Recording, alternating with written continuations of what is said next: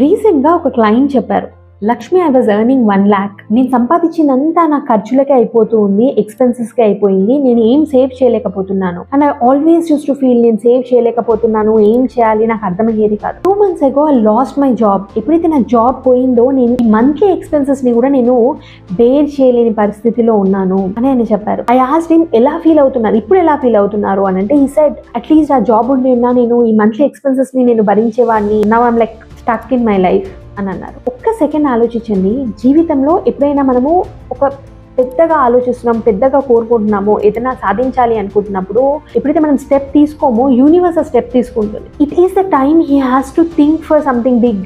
Business start చేయాలా, ఇంకేమేమి sources ఉన్నాయి సంపాదించడానికి అని ఆయన ఆలోచించాలి. కానీ ఆయన వాట్ హీస్ డూయింగ్, ఇప్పుడు పెద్దగా ఆలోచించడం మానేశారు.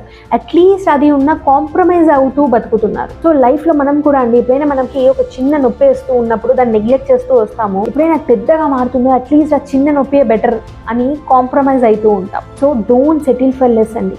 ఒక్కసారి ఆలోచించండి, మీ లైఫ్లో ఎన్నిసార్లు ఇలా కాంప్రమైజ్ అయిపోయి సెటిల్ అయిపోతూ ఉన్నారు.